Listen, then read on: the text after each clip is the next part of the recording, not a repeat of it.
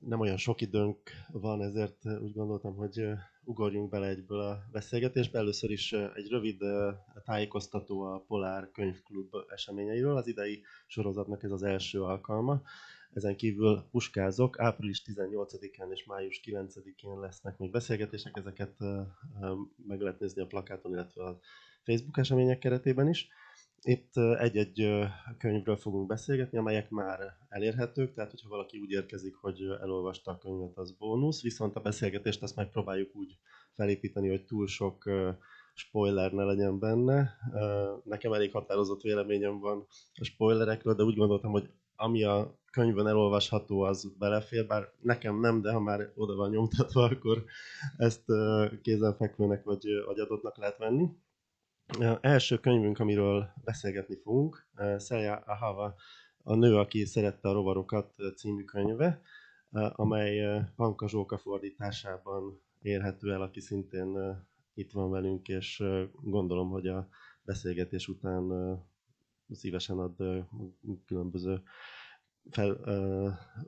világosításokat kulisszatitkokról, esetleg kérdésekre is szívesen válaszol. És a szerzőről nagyon röviden, 1974-ben született finn szerzőről van szó, 4 regénye jelent meg, ezek közül ez a második, amely magyarul is napvilágot látott, és az első, ami a Polár könyvek sorozatban jelent meg. Még nem volt könyvbemutatója Magyarországon, úgyhogy mindenféle kérdés fölmerülhet, és a beszélgetés végén egy 10 perc, negyed órát arra szánnánk, hogyha van valakinek kérdése időközben, hogy föltegye esetleg. A beszélgetés angolul fog folyni, de folyamatosan fordítva magyarra, úgyhogy a végén a kérdéseket föl lehet tenni magyarul is, angolul is, és természetesen két irányba megy a fordítás. So, this book, The Woman Who Loved Insects, is actually 2 books, it turns out. There is a long story to this entire narrative, and we could say that it's a story within a story within a story. But I would like first to ask what gave you the idea to begin with. So where did you start writing this novel from? Röviden magyarul a kérdés, tehát hogy ez egy sokrétű, akár történet a történetben ként is olvasható könyv, ezért bizonyos értelemben nehéz is elspoilerezni. És az első kérdésem az, hogy maga a téma az honnan érkezett. Hello. Yes, where did it begin? I started with the theme of metaphor, which is something that I was already dealing with my previous novel, Before My Husband Disappears, which hasn't been translated into Hungarian. But I was in Germany. My husband is German. So we were in Germany. In 2017, it was 300 years from Maria Sibylla Merian's death. So she was celebrated in Germany quite a lot. I didn't know her at that point.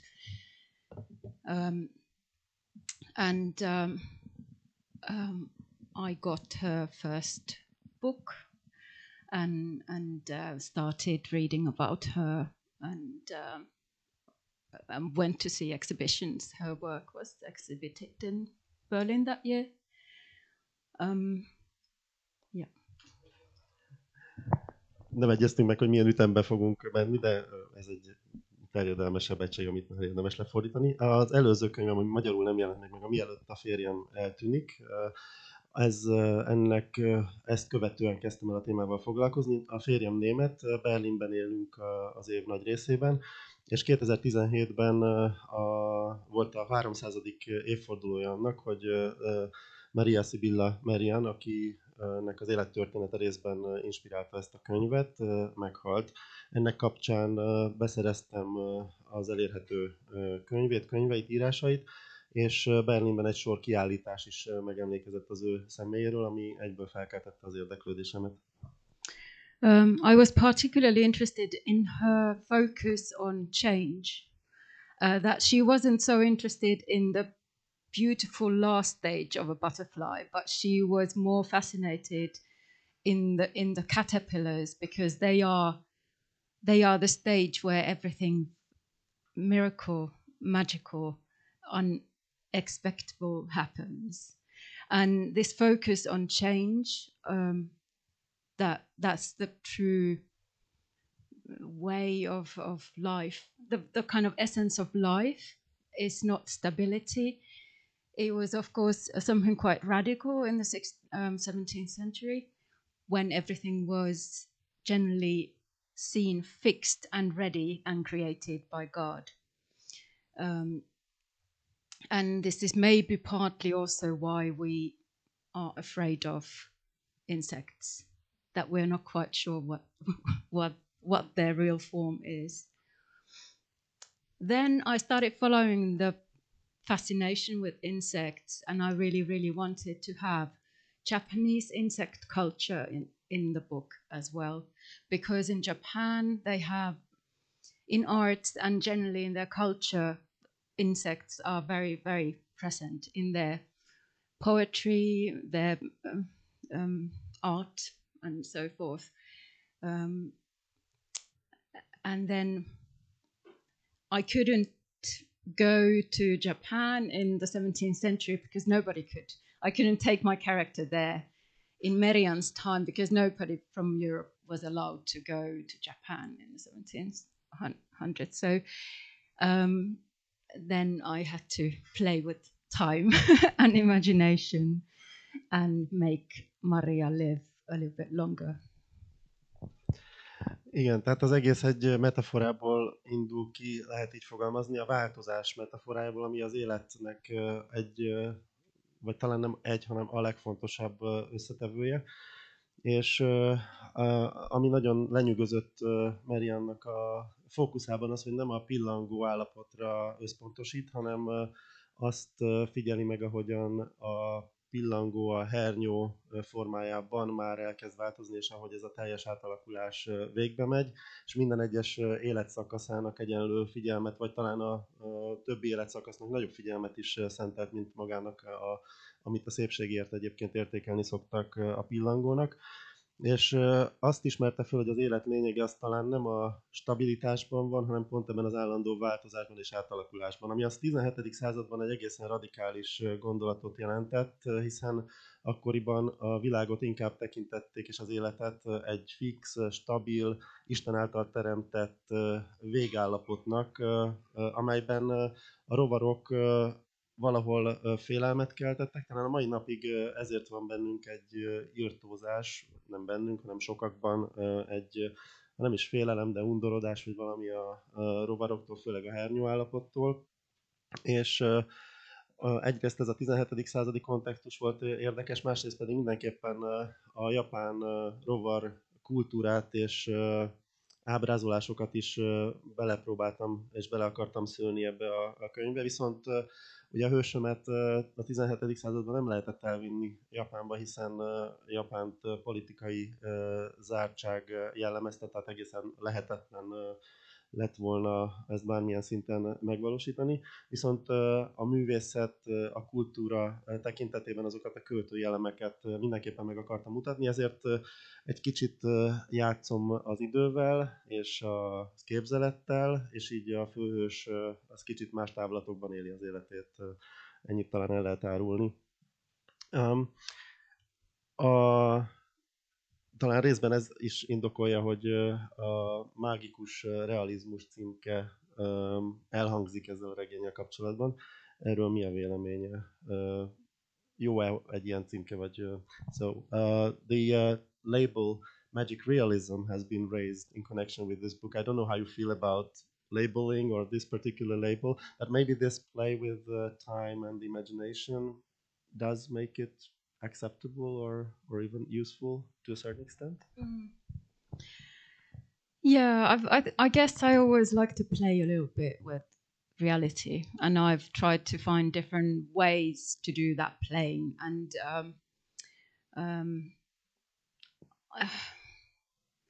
I read a beautiful book by Jeanette Winterson, which is set in the Napoleon Wars, and it's a kind of period novel, except that the gondoliers, it takes place partly in Venice, and the gondoliers, they have flippers instead of feet inside their shoes. They have like flippers, and they can walk on the water, and all the rest of the book is kind of historical, except this little feature. And I thought that that was so wonderful way of breaking reality, and that was like the first time that I got interested in setting a book in a different time period. Igen, előszeretettel játszom a realitással, tehát azzal, ahogyan a valóságot megjeleníthetjük.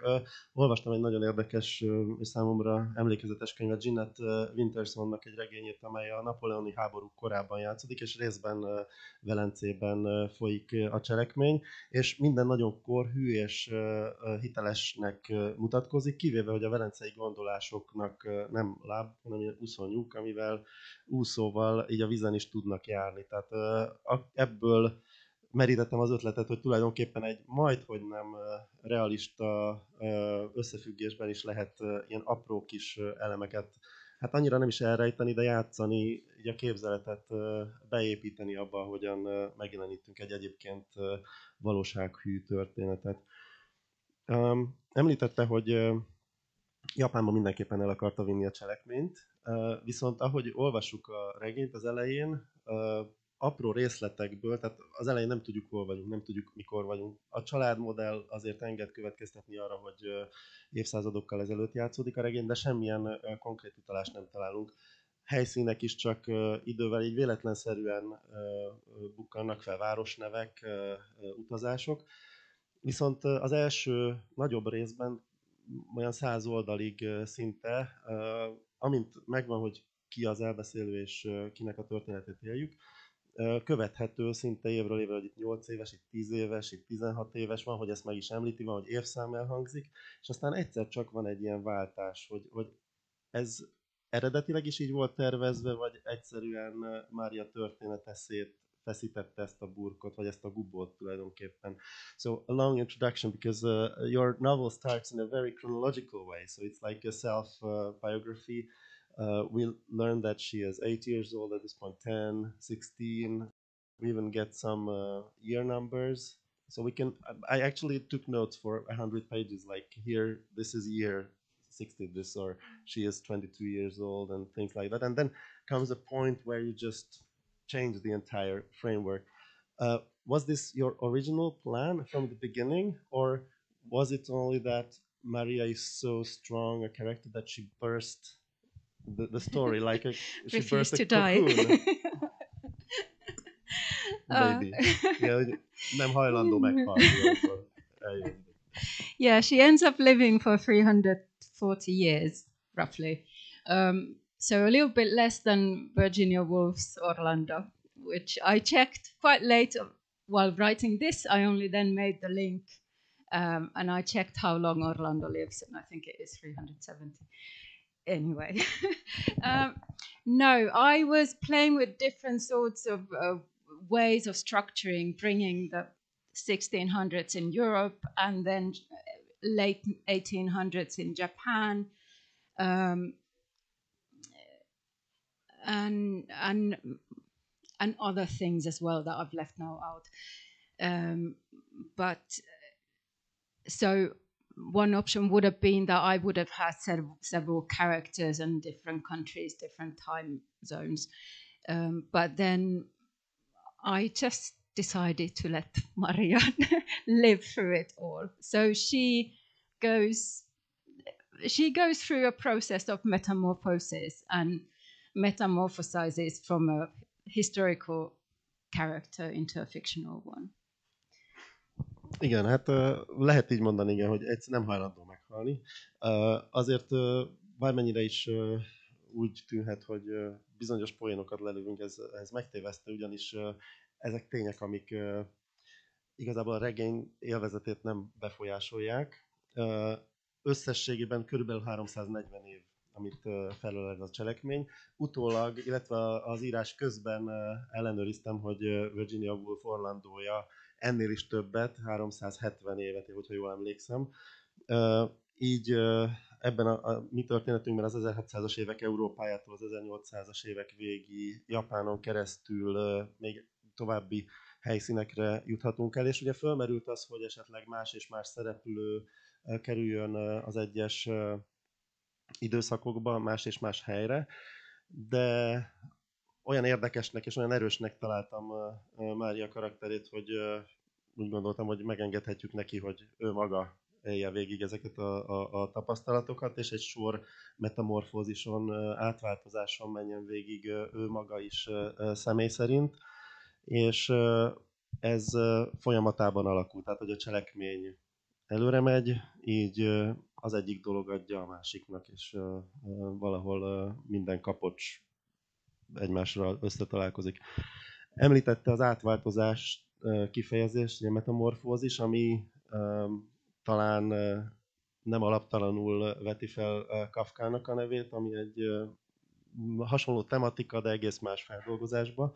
És útközben gondolkoztam más esetleges forrásokról, vagy analógiákról is, és az egyik legerősebb ilyen az az Abe Kobo féle homokasszonya történet, ami több szálon is összekapcsolódhat ezzel a cselekménnyel, és az lenne a következő kérdésem, hogy ezekben az átalakulásokban, átváltozásokban esetleg ilyen forrásokból is került inspiráció.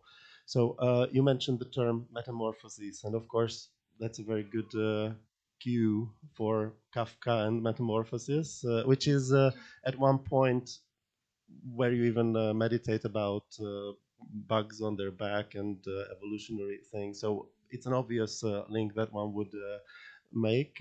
Again, but there were other overtones or possible inspirations as well reading the novel, one being a very strong one with Japanese and insectological, the Abe Kobo, the Woman in the Sand, I think is the English title. So were these or other literary prototypes in the back of your mind at one stage or another when you were writing this novel?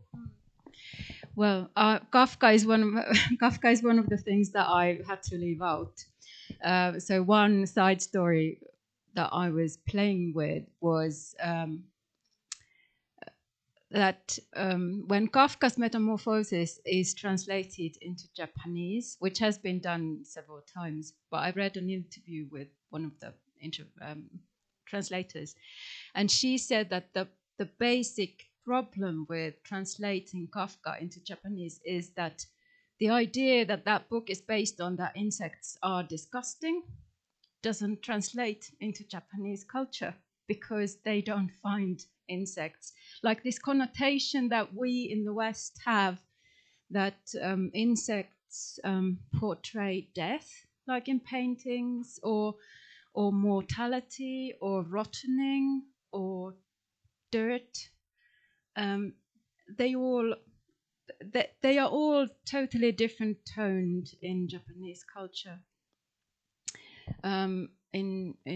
So I found that really, really fascinating. So I tried to fit a Japanese translator into the book, but then that was my lack of language skills, and I don't read Japanese. I don't read enough German, so it would have been too much. There was plenty of background work already as it was, so I left it out. And Abe Kobo and the I don't know that one. Really, I think I would. I'm not sure it will be a revelation, but I can just recommend it.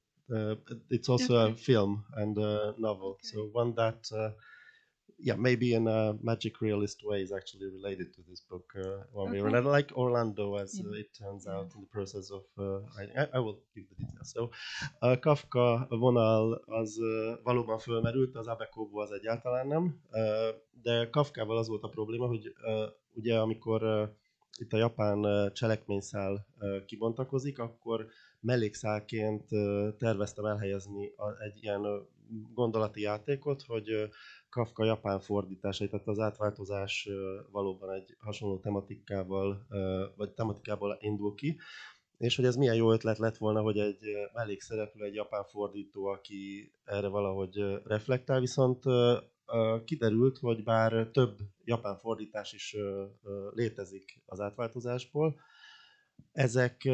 ezeknek van egy alapvető problémája, ami miatt majdhogy nem lehetetlen japánra lefordítani a regényt úgy, ahogy az számva van, tehát amilyen a recepciója egy európai közegben. Ugyanis Japánban a rovaroknak egyszerűen nincs meg az az eleve undorító konnotációja, amely az európai kultúrában végső soron a halállal, a halandósággal, a rothadással, a mocsokkal állítja őket eleve kapcsolatba.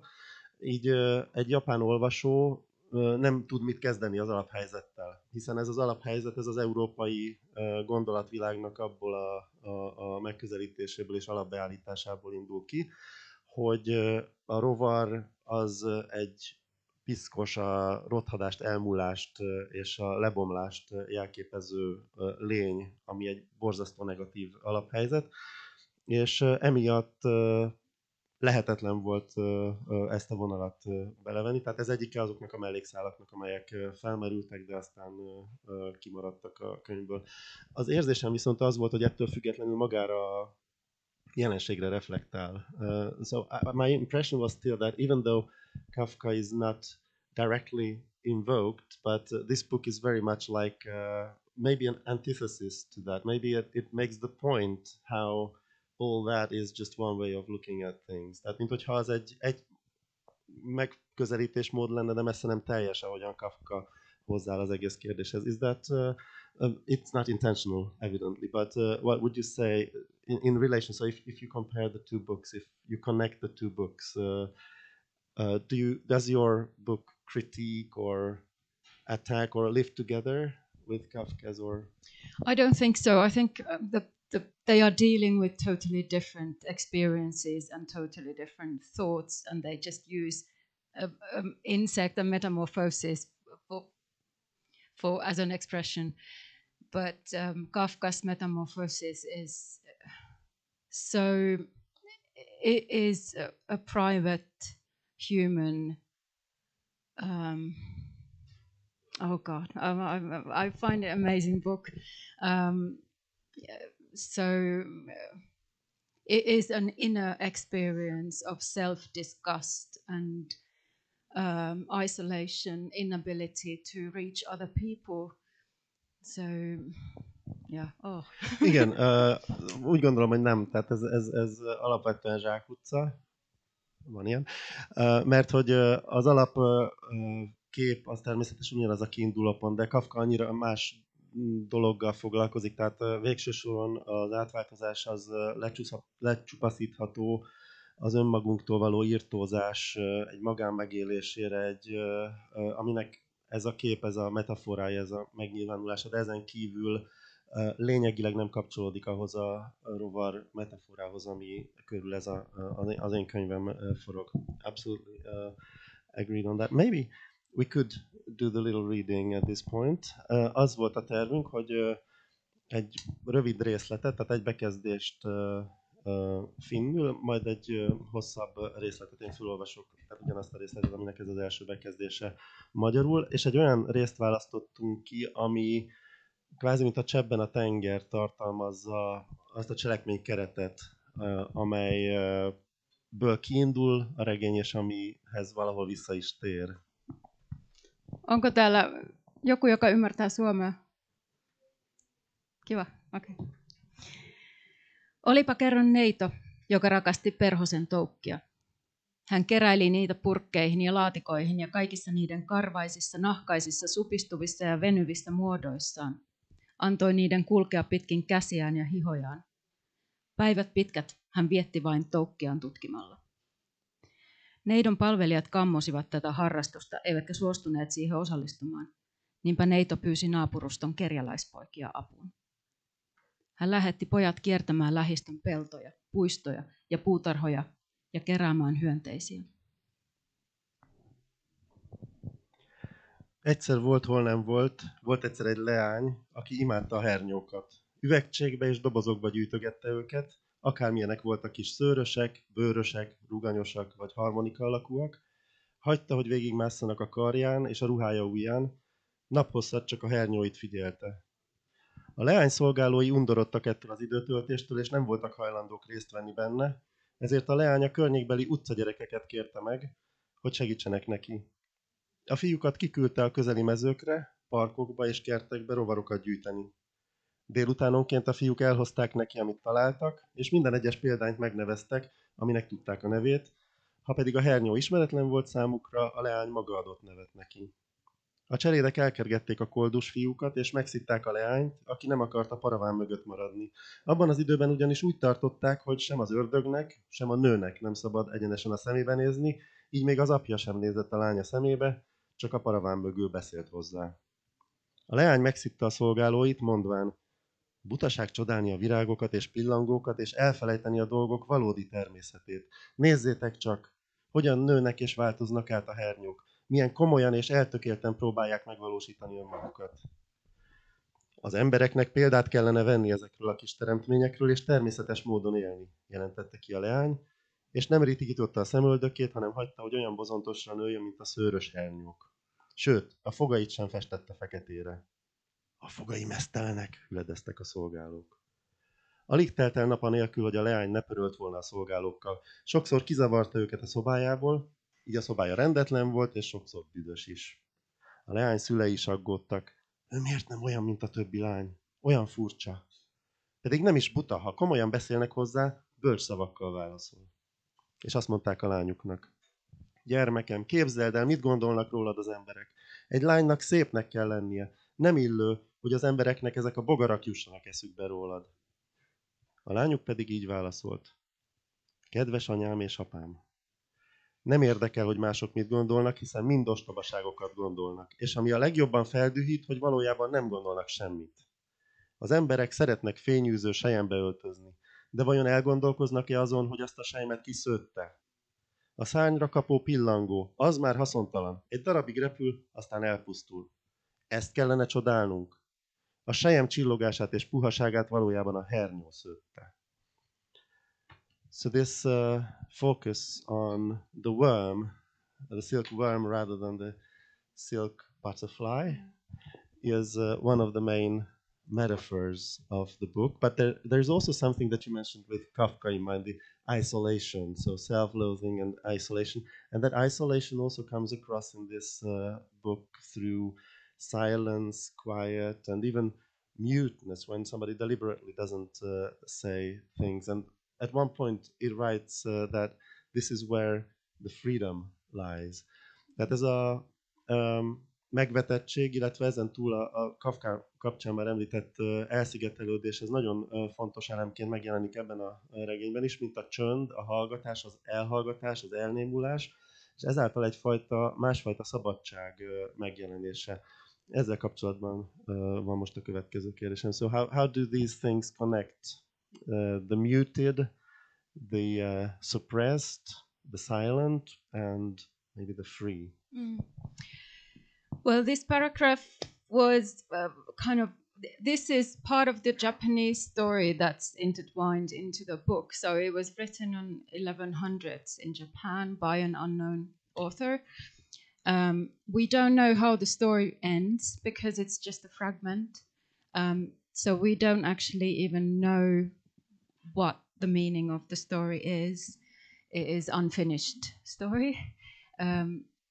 So whether it is meant to laugh at that disgusting girl, or whether it is meant to present her as a brave individual, we can't be sure. And it was quite magical to find this story because I was in writing the book, and I found this very, very old story that seemed to tell about a very similar woman, including anecdotes like having the neighborhood boys helping her to find caterpillars. Merian did that as well. And she also was questioned or laughed at by her community. Before I translate, can you tell us how hernyós nyanya sounds in Finnish. That is the caterpillar hag or whatever is the thing that those children mock her with. The caterpillar hag or whatever. How does it? Toukka-akka. Toukka-akka. Tokka-akka. Worm woman. Yeah, hernyós nyanya in Hungarian. So I think that's a pretty good translation. Tehát ez egy egészen varázslatos pillanat volt rátalálni erre az 1100-as években született japán szövegre, egy ismeretlen szerző története, befejezetlen történet, nem tudjuk, hogy ezen a lányon szörnyűködni kéne, nevetni kéne, undorodni kéne tőle, vagy azt kéne gondolni, hogy micsoda bátorság, hogy szembe mersz állni az elvárásokkal és a konvenciókkal. És fantasztikus volt az a pillanat, amikor tudatára ébredtem, hogy van ez a szöveg, mert akkor már dolgoztam a regényen, és kiderült, hogy olyan azonos elemeket tartalmaz, mint ahogy Marianne-ról is tudjuk, hogy az utcagyerekeket kérte meg, hogy segítsenek neki hernyót gyűjteni, mert hogy a emelkedett társaságban erre senki sem volt hajlandó, és olyan párhuzamok vannak egyébként is, amelyek anekdotikus szinten összekapcsolják a két történetet. I'll come to the silence in a moment. I wanted to write a book about human and nature and God and what happened to that last bit as the centuries passed, and how the relationship between human and nature and science and religion has changed during the centuries. But this time, by choosing as the main character, the human part is now presented by a woman, not a man, as it still often is, which means that the woman, especially a few hundred years ago, but we can still think whether that is relevant even today, the woman doesn't have the same volume for her thoughts. Back in Marianne's time, women didn't really have any space in public life for their thoughts. It was considered indecent to share your thoughts if you were a woman in public. Like it was in a similar way that it would be indecent to undress and be naked, like expose your body, expose your thoughts, were similar sins back in the day. Igen, a csöndre visszatérve, ugye a csönd az egy nagyon erőteljes kifejező eszköz, amikor olyan gondolatok merülnek föl, mint az ember, a természet és Isten is, amiről eddig még nem esett szó, de a regénynek egy nagyon fontos eleme, mert azt is megpróbáltam kicsit kikutatni, vagy megvizsgálni, hogy évszázadok során hogy változtak ezek a dolgok, és ezeknek az egymáshoz való viszonya. Tehát az ember, a természet és az Isten, a tudomány és a vallás keretei között legelsősorban, és ami nagyon fontos, hogy az emberi elem az egy női elem, ami még mindig a mai napig egy választás, egy döntés kérdés, ami úgy gondolom, hogy elég baj, mert az egyértelmű, hogy évszázadokkal ezelőtt a női tér erősen be volt szűkítve, de felmerül a kérdés, hogy a mai napig ez milyen mértékben maradt fenn, tehát talán ez még ma is problémát, vagy legalábbis kérdést vethet fel.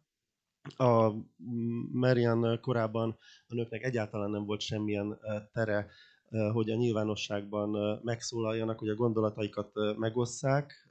Szemérmetlennek minősült a gondolatok közszemlére bocsátása, majdhogy nem abban az értelemben, ahogy a test közszemlére bocsátása szemérmetlennek minősült, és konkrétan bűnnek.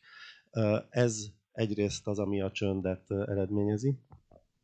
And in different times and in different countries, women have had to deal with this, like how can they express themselves if the society doesn't give space for it. Women didn't really publish books back in 1600s, or if they did, it was normally then published in their husband's or their father's name.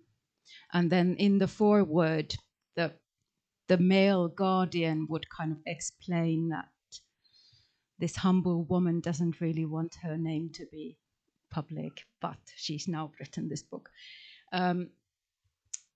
So Maria had to deal with this. She published her own work, but she wasn't educated, so she didn't speak Latin. She wrote in German. And in similar way, in the Japanese part, there's a side character there who is a female doctor. And that character is also based on a real life character. She was gynecologist or midwife. And it was because she was raped when she was very young, so she couldn't marry. So she was the practicing medicine then became her way of surviving. But she as well was without a kind of true status in the society. Igen, és ez odáig ment, hogy könyvet kiadni sem lehetett női szerző által, csak úgy voltak nők által írott könyvek, de ezeket általában vagy a férj, vagy az apa nevén adták ki, és az előszóban egy tekintélyes férfi elmagyarázta, hogy ez a szerény asszony inkább nem adná a nevét ahhoz a szöveghez, amelyet egyébként írt, és ehhez képest is egy drámai változás, hogy Mária saját maga adta ki a saját műveit, ugye rajzolt és hozzájegyzeteket fűzött különböző rovartani érdekességekkel, de ehhez hozzá kell tenni, hogy nem lehetett formális oktatásban része, tehát nem tudott latinul, ezért németül írta a feljegyzéseit, és a könyvben megjelenik az ő japán alter egója, vagy ellentétpárja is, vagy egy mellékszereplő, aki párhuzamos, de sok tekintetben eltérő életpályát járt be, és egy valós létező orvos személye és élettörténet alapján bontakozik ki, és tárul a szemünk elő. Egy nőgyógyász és bába volt egy szemében, az első hivatalosan orvosként működő nő Japánban, akinek az élettörténetéhez hozzátartozik, hogy megerőszakolták, és így nem házasodhatott, így jobb hiány az orvostudomány felé fordult, és itt teljesedett ki, de teljes státuszú orvosnak sohasem fogadták el egyébként. Tehát ezek a szempontok, ezek nagyon fontos befolyásoló tényezők ezekben a történetekben. Említi a nyelveket újra és újra, és azért bizonyos párhuzamok is, vagy különbségek is, mint a fölmerülnének. Van egy harmadik mellékszereplő, aki 14 nyelven beszélt, etióp szótárat adott közre, hogy szerzőként ezen a skálán hova helyezi magát. So you've mentioned languages repeatedly and language barriers and transmissions, and there is another side character, another woman who speaks 14 languages and has authored an Ethiopian dictionary. And this raises a question of you as an author. So where would you put yourself in the matrix of these characters? So it's clear that there's a lot that resonates between you and these very strong female characters. But how would you describe your relation with them?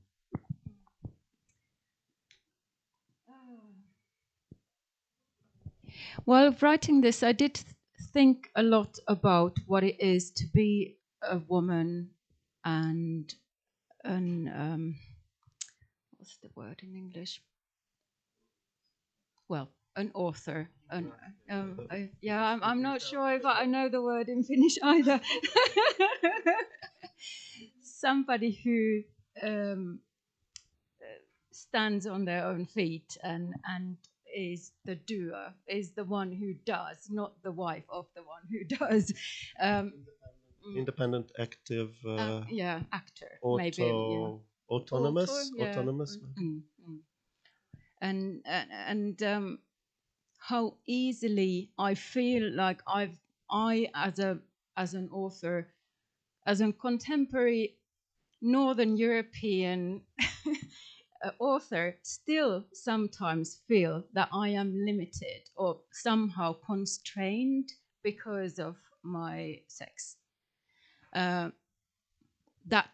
My books are more often approached in the assumption that they are dealing with relationships, for instance, or emotions, and with this book, where I so clearly wanted to focus on things that are on a bigger scale, and I wasn't interested in the relationships at all, and it's sometimes still challenging. So in that sense, I can very well relate to Maria's struggle and all the women's struggle that are in the book. Igen, valóban fölmerül a kérdés a mai napig, hogy mit jelent nőnek lenni, abban az értelemben, hogy keressük a szavakat, hogy független, aktív, cselekvő, autonóm személyként megállni az embernek a helyét, akár a mai, akár a régebbi világban. És a mai napig azt kell, hogy mondjam, hogy női szerzőként korlátokba ütközöm a nemem miatt, vagy legalábbis bizonyos olyan kényszerek tűnnek fel újra és újra, amelyek minthogyha elvárásként jelenének meg, hogy azt várják tőlem, hogy az én regényem, vagy azt feltételezik, hogy ezek a könyvek, ezek a kapcsolatokkal, emberi kapcsolatokkal, viszonyokkal fognak foglalkozni, az érzelmekkel fognak foglalkozni, és én ennél sokkal nagyobb léptékű dolgok iránt érdeklődöm, és nagyobb szabású dolgokat szeretnék megmutatni, és így az emberi kapcsolatok szinte egyáltalán nem érdekelnek. Ebben nagyon is átérzem, hogy Mária hogyan élte át ezeket a kapcsolatokat, amelyek különböző személyekhez, férfiakhoz, nőkhöz fűzték. És bennem pedig az merül föl, hogy valóban a kapcsolatok valahogy beleerőszakolják magukat ebbe a könyvbe. Sokszor az embernek ez az érzése. So it's not perhaps mistaken to feel, because I felt repeatedly that somehow relations almost force themselves into the book when you don't want them there. Tehát, hogy igen. Yeah, that's exactly how it happens. Yeah. Because of fact. Because I'm not interested in them. My imagination doesn't work there. And it's like the manuscript itself, it's kind of pushing it like, come on, you have this husband here, They don't have a child between, because in real life, they had 2 children and there's 10-year gap between them. We don't know why, but it's like the script is kind of pushing it there that, come on, explain. There has to be a reason. So then I had to make something up. Igen, tehát abszolút így van, tehát hogy a kézirat majdhogy nem, a kézirat követelte ki, hogy itt van ez a házasság, tudjuk, tényszerűen 2 gyerekük volt, 10 év különbséggel születtek, de ez nem pont így van, de valahogy valamit mondani kell erről, valahogy meg kell magyarázni, hogy mi ez, hogy 10 év különbség, tehát ez annyira nem életszerű ebben a korban, és így tovább. Tehát, hogy ezek beszűrődnek, betolakodnak tulajdonképpen egy sokkal fontosabb és nagyobb léptékű elbeszélésbe. Utolsó, mielőtt a kérdéseket megnyitnám, fölmerült, de csak így futtában, és azért ennél több szerepe van az egész regényben Istennek, illetve a teremtésnek, és hogyha erről teljesen általános reflexiót adna, nem is akarom konkrét kérdéssel leszűkíteni ezt a témát, de ugye megemlítettem már Istent és a teremtettséget a világban, hogy ez hogy hol kap helyet tulajdonképpen. Before we open the questions, there is one major issue which I haven't mentioned. You mentioned it in passing, but I think it does take up much more of the book than we have so far mentioned, and it's God and religion. And maybe just a general question, like how does that, I mean, if relations, okay, but how does God fit into this world? Well, that is the one relationship that there is in the book, and it lasts for 300 years, and then God goes. I was very uncomfortable with this, that there was so much God in the book, because it's not very fashionable theme in contemporary literature. But because I was writing about creation at the beginning of life, eggs and worms and conception and biology, and because the book was set originally in 1600s, God was back then explanation for everything. It was the basis for all that we call now science, because science and religion and art and philosophy were all mixed up. They didn't exist in those terms back then yet. And God was kind of the fundamental layer for everything. So I couldn't get away. But I was really, really uncomfortable, and I had to read books that somehow write about belief, and kind of show myself that it doesn't have to be embarrassing. Igen, tehát ez az egyetlen kapcsolat, ami valóban nyomatékosabb és talán pozitívabb helyet foglal el a regényben, mint az emberi kapcsolatok. Ez az Isten kapcsolat, ami 300 éven ível át, és aztán Isten végső soron kilép ebből a kapcsolatból, lehet így fogalmazni. És ezzel sokat birkóztam, mert ez nem igazán divatos téma. Ugye egy mai regényben az Istenről való elmélkedés ez nem az első dolgok között van, ami kézenfekvés magától értetődő, viszont a regény cselekménye pedig megkövetelte, hiszen a 17. századi közegben, amikor az életről, az élet kezdetéről, a fogantatásról, a petéről, a hernyókról, a különböző életformák kibontakozásáról, a biológiáról beszélünk, akkor Isten van mindennek a legalján, mint végső magyarázat. Nem válik el egymástól a művészet, a tudomány, a filozófia és a vallás olyan módon, ahogy manapság elválnak egymástól. Minden területen összekeverednek, és hogyha egy kérdés felmerül, ami nem tudnak választ adni, akkor a válasz az Isten lesz. És ez a hit, ez olyasmi volt, aminek szintén nagyon mélyen utána kellett olvasnom, viszont ennek a kutatásnak a során rájöttem, és egy nagyon pozitív élmény volt, hogy nem kell ennek kínosnak lennie, tehát ezt meg lehet írni anélkül, hogy kellemetlen, kötelező, szükséges rossz legyen ebben a cselekményben. And the whole history of science is kind of intertwined with church, and it's a dialogue between church and religion. And like, for instance, Charles Darwin was writing a lot about how he can sort of combine his theory and still kind of keep it within the Christian framework somehow. Not just for academic reasons, but he was married to a woman who was deeply religious, and he loved her.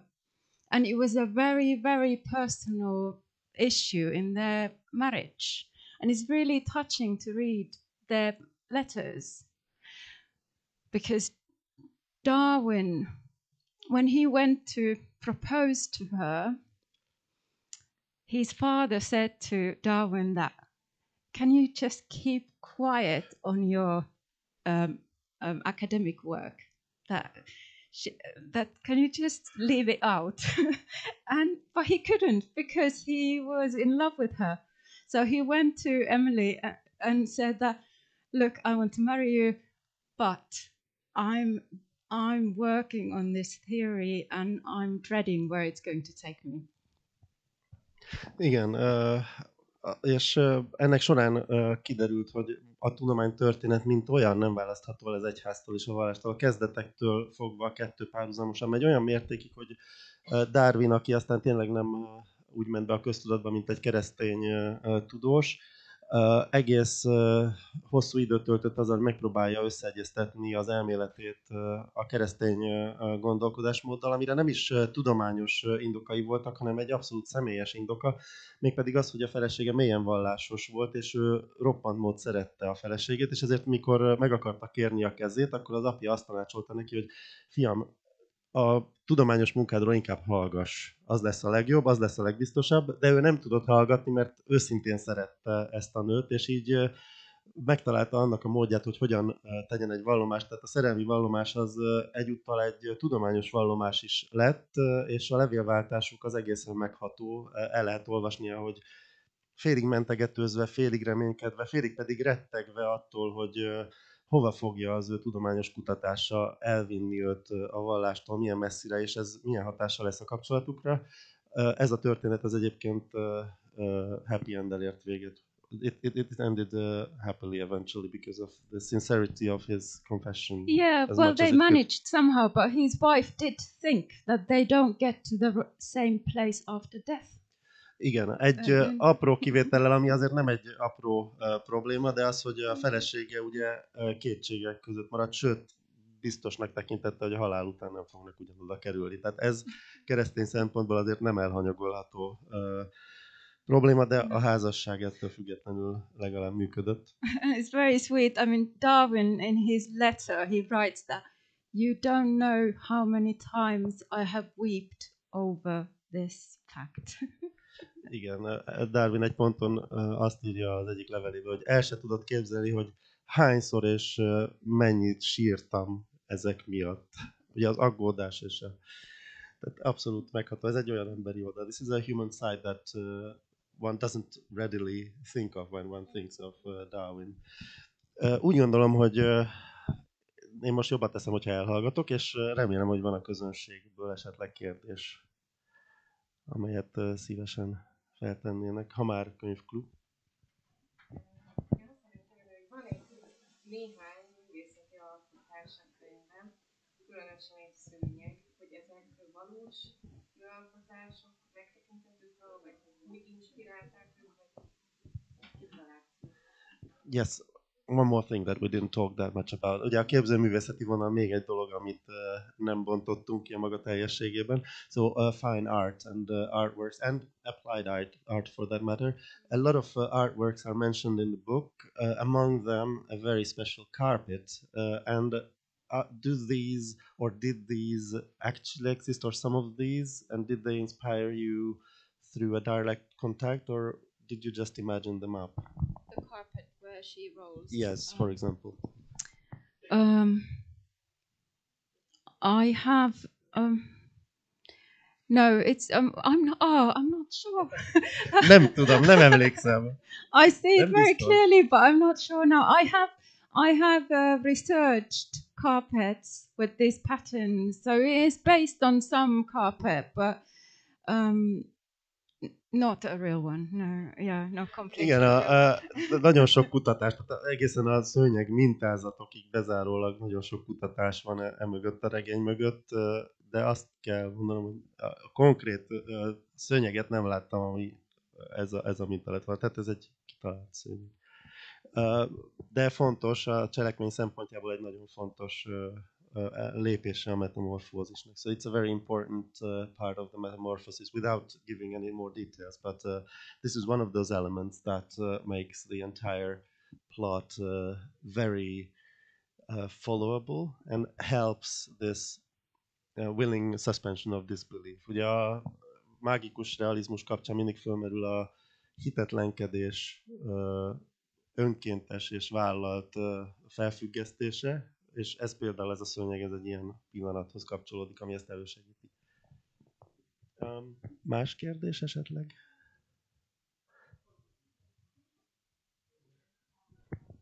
Bennem felmerült az, hogy vagyis hogy egy kérdés, hogy bocsánat, kicsit olyan bugyuta leszek, de muszáj. Szóval, hogy egy nő hogy gondolja azt, hogy a rovarokhoz fog vonzódni, vagy hogy miért vonzódik egy nő a rovarokhoz, és hogy mi lehet mögött, hogy egy ősi ösztön, ami mögött talán a születés van, a metamorfózis, a változás, és hogy a nőknek ez a fajta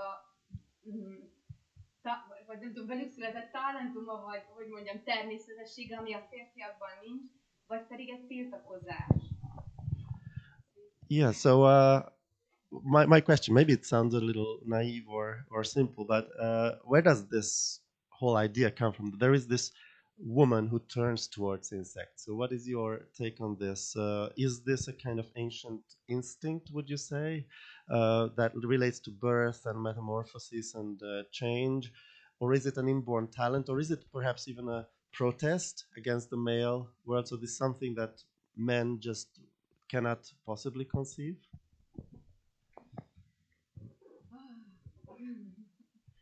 Nem volt annyira bugyuta a kérdés, azt hiszem, így a reakcióból. Well, no, I don't think it's a gender related thing to be able to change. And I'm not, just as a sort of personal thing, change is something that I have always been interested in. Like, I'm always more interested in the part that human can change rather than, oh, how similar you still are. You were just like this already as a child, and you are da-da-da-da. And I'm always more touched by those stories where somebody manages to change by themselves. Nem hiszem, hogy ez ilyen gender kérdés lenne, egy férfi-nő kérdés, de úgy gondolom, hogy ez számomra egy személyes kérdés. Engem mindig is a változás érdekelt jobban, mint az állandóság, és hiszek is abban, és rendkívülinek tartom, hogy az emberek képesek változni. Mindig ellenszenves volt, és valahogy ijesztő is, amikor valaki azt mondta, hogy igen, már gyerekként is ilyen volt, olyan volt, ez érdekelte, az érdekelte, és úgy gondolom, hogy ennél sokkal fantasztikusabb, hogyha valaki képes változni, sőt, akár saját erejéből képes megváltozni. And I think also that there is a certain energy that to do with this ability to change that scares us. That we like things when they are defined and set and stable, and they stay in their boxes and they keep their names. And then when certain